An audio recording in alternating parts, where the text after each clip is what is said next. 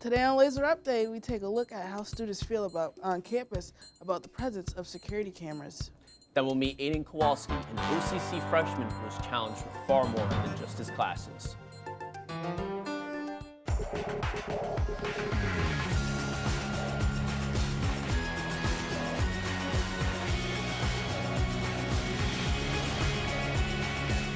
Hello and welcome to Laser Update for Thursday, March 28th.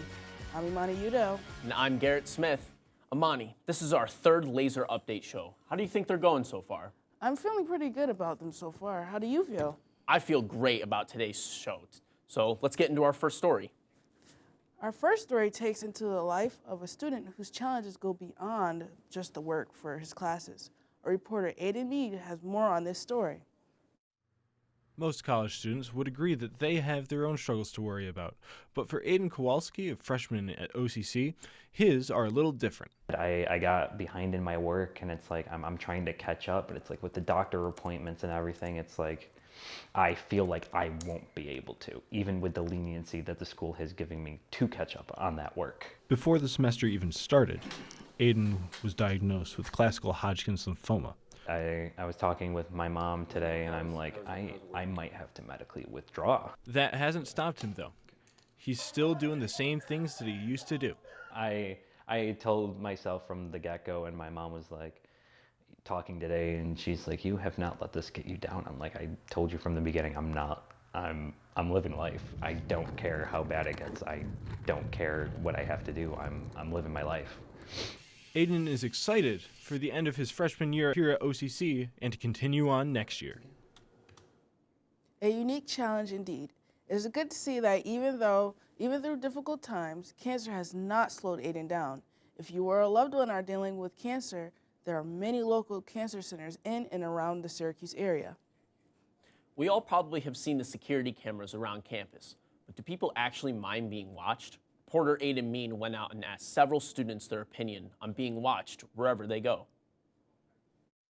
If you've ever felt like you're being watched, chances are you are. It's just not people, it's the cameras that are around you. We asked OCC students for their opinion about security cameras being everywhere in the modern world. I really don't mind cameras that much because, like, I don't think anyone's going to be staring at it unless, like, I commit a crime. But, like, I'm not going to commit one, so I don't really care.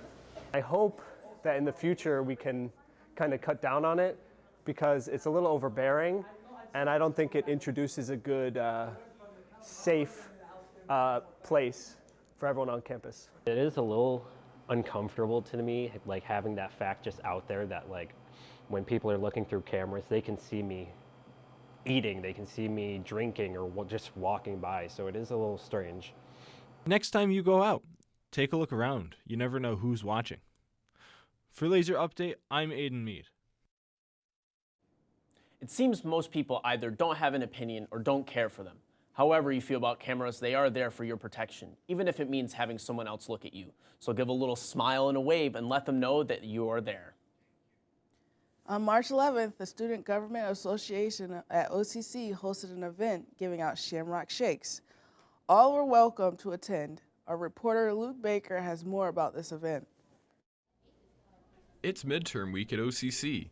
This week, the student government used local Burn Dairy ice cream to give back to the students to de-stress. Hi, I'm Elizabeth Kranak. I'm with Student Government. I am Chair of Inclusion and Support, and this is one of the events that we're putting on this week. This is Shamrock Shake, so we're just kind of giving back to the students, helping them de-stress during their midterms. We do a bunch of events like this throughout the semester, throughout the month, so always check your email because Sean Eady is blowing it up with all the events that we put on. And if you want to get involved in student government, we're actually hosting our re-elections for next semester. So stop by the Seoul office to find more information about that.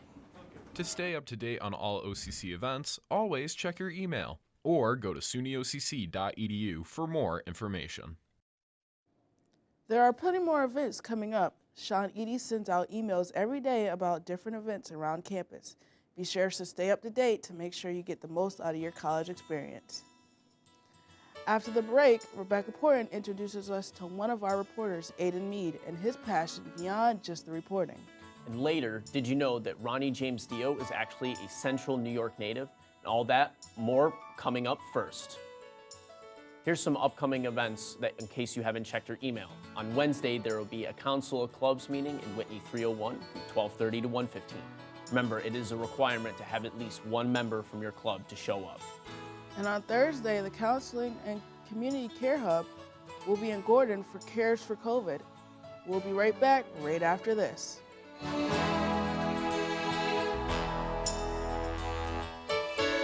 I would probably recommend OCC to people if they're trying to find a more affordable route than a private school. And if they're intending on going to a four-year school, I feel like that's a smarter approach.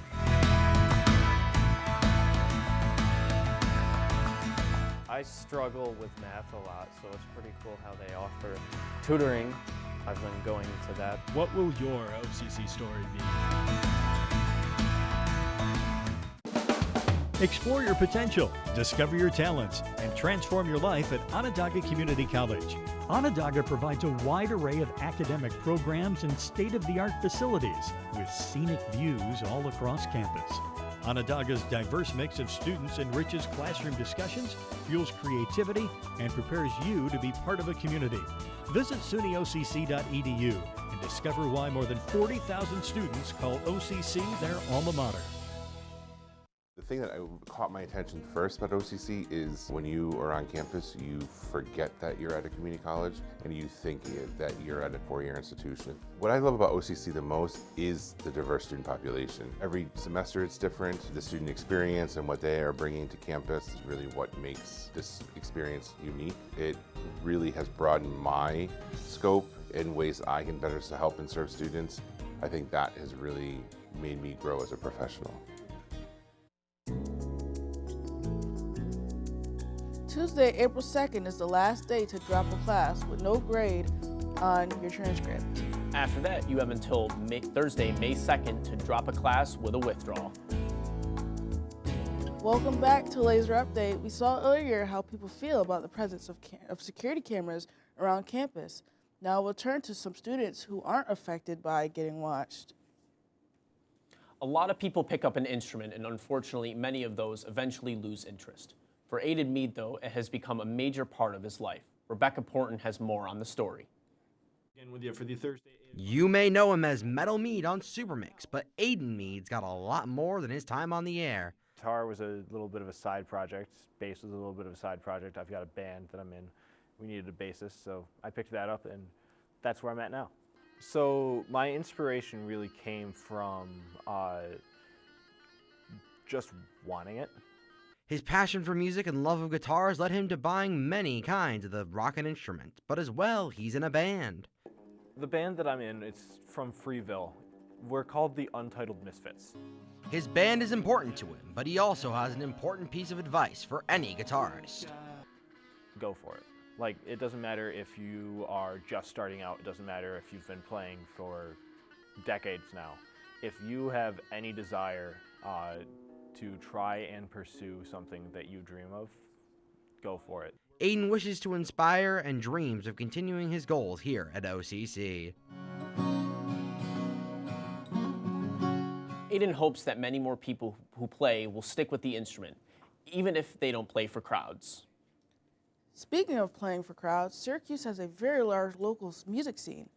There are lots of small bands made up of college students playing locally at your entertainment. Local reporter Cameron Schoen has a chance to sit down with a drummer from one of those bands. You don't need to be in the music program to be in a band. Joey Perleone is a perfect example of this, as he plays in a band with some friends outside of school. I'm the drummer, and I do a lot of the mixing and general melody ideas, I guess.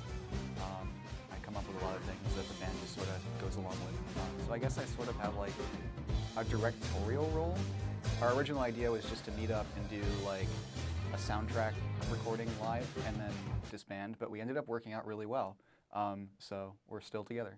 We're still getting so many people on board to, well, relatively so many people sing for us and instrumentation and all that. Kind of, we were joking about doing like an iconic type of radio, because we have so many people different styles. style. We just sort of mix genres together and see what sticks. Joey and his band clearly care about their passion, and we hope to catch them wherever they may play next. If you're interested in seeing Uncle Quizzy and the Piracy Party play, keep your eyes open. They play open mic nights at SUNY Oswego and do events at Funk and Waffles.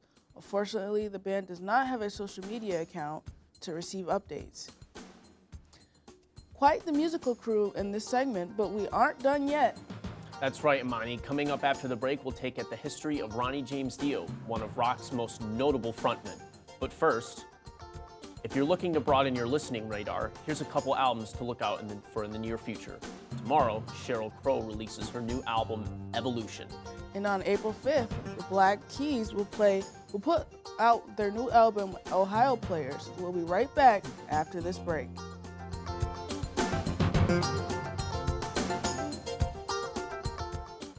My major is mechanical engineering technology.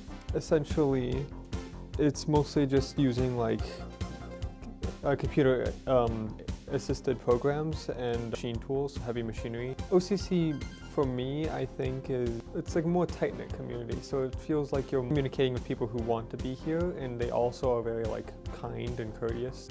So it's a nice space to be in. Visit sunyocc.edu to learn what OCC could mean for you. My favorite part of OCC is that probably everyone here treats everyone with respect. I feel like every time I talk to someone or interact with someone, that normally they treat you with a level of respect because you're going to college and because you have the interest of learning. They give out free counseling, they give out like a lot of events. Like you're not really bored on campus because you have clubs, you have events that you can normally do. The library is free. You can, like if you want to do a box of books, you can go to the library and grab a book. Most of the classes allow that. I found that by going to OCC, it allowed me to enter in programs that would allow me to focus on like my personal life and my work. I think most professors here do want to see you succeed. All faculty here is definitely like more than happy to help, you know, with any scheduling or future planning or, you know, in regards to grades or anything like that. Like I find most professors are more than willing. I could realistically recommend anyone to attend.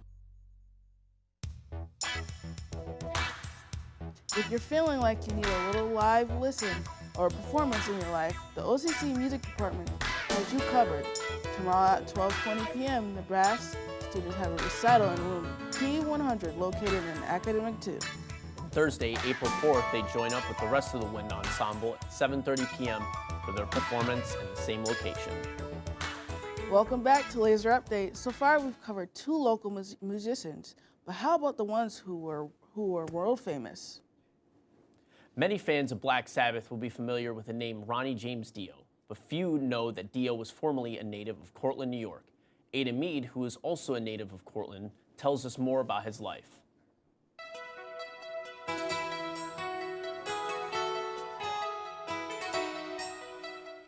Many know of Ronnie James Dio's vocals in Black Sabbath and Rainbow, but few know that he is actually a Central New York native. Born Ronald Padavana in 1942 in Portsmouth, New Hampshire, Ronnie's family moved down to Cortland when he was around the age of 3. Ronnie would play trumpet in high school and became part of the Vegas Kings, later known as Ronnie and the Redcaps, as the vocalist and bassist. After continuing to play for frat parties at Cornell, the Redcaps changed their name several times, settling on Ronnie Dio and the Prophets. The name Dio comes from the Italian word for God and wouldn't be used as Dio's stage name until Elf. The Prophets released an album in 1964 featuring An Angel Is Missing from the Redcap era and other rock and roll covers. Soon after, in 1967, Ronnie and a bandmate of his, Nick Pantis, formed the band Electric Elves, due to the heights of all the members being in the lower 5-foot area. The band changed its name to Elf, and though the band was short-lived, Deep Purple picked them up as a favorite opener in their concerts. Unfortunately, Nick Pantis, one of the founding members of Ronnie Dio and the Prophets and the Electric Elves, would end up passing away in a car crash in 1968, leaving the band to have to find a new lead guitarist. Dave Feinstein, Dio's cousin, would step in to take that role, but that would be short-lived, and Steve Edwards would end up taking his position. Following a show Deep Purple headlined at, Ritchie Blackmore approached Elf with recording a song called Black Sheep of the Family. Soon after, Blackmore once again came to Elf about starting a band with him. This band would be called Rainbow and would be the start of Ronnie's commercial successes, producing 2 studio albums in 1976 and 1978 and 3 live albums. The band was a hard rock act. Blackmore's driving guitar and Dio's punchy vocals really helped to emphasize the power behind what the band wanted to achieve. But things just weren't meant to last forever. Dio and Blackmore were faced with creative differences, with Blackmore wanting a more commercialized band and Dio wanting just to sing his songs. This would lead to Dio leaving the band in 1976. While in the Rainbow Club on the Sunset Strip in Los Angeles, Dio happened to meet Tony Iommi, the guitarist for Black Sabbath. Sabbath had just fired their previous lead singer Ozzy Osbourne, and Dio had just left Rainbow. So naturally, the two started talking. Dio would join the band and produce 2 studio albums, Heaven and Hell in 1980 and The Mob Rules in 1981, and 1 live album in 1982. It was also around this time period when Dio started to use his signature horns hand sign, which is now seen throughout all kinds of metal and hard rock acts. The horns were originally a hand gesture used by his grandmother to ward off the evil eye called malocchio in Italian. However, Dio would leave once again due to creative differences. He would take drummer Vinny Appice with him and form Dio, a band under his own name. Dio's name was chosen as commercially he was already a household name, so it made sense to try to get fans from Sabbath to follow. The band would have numerous hits, with some notable examples being The Last in Line, Holy Diver, and Rainbow in the Dark. This band would only further solidify Ronnie's presence as an icon, even with numerous lineup changes. It also provided him with a basis for his side project called Hearing Aid. Hearing Aid would be an album for charity, with 40 artists appearing on it. The proceeds this album made were used to raise $3 million for famine relief in Africa. The bands included notable names such as Rush, Jimi Hendrix, and Kiss. The album itself was one of the many relief albums of the era and was well received by audiences, even though it was not a chart topper. Dio would stay with his band until 2007, when he would reunite with Tony Iommi, Geezer Butler, and Vinny Appice in a band called Heaven and Hell. The band was named after the first Dio-era Black Sabbath album. They released 3 albums during its run, but unfortunately, Heaven and Hell would be Dio's last act, as he would pass away in 2010 to stomach cancer. Dio would be buried in Forest Lawn, Los Angeles, California, and today, the CNY Living History Museum in Cortland, New York, has an exhibit dedicated to his legacy. Now you know the story of one of rock and roll's greatest frontmen. From a small town to a big stage, Dio has always been a part of rock's long history. But if you're interested in learning what he means to small city of Cortland, the Living History Museum Aiden mentioned has a display of him and many other important musicians from the past.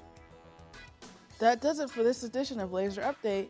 We hope you've enjoyed it and maybe learned something new. I'm Imani Udell. And I'm Garrett Smith, and thank you for joining us this week, and we hope to see you again soon.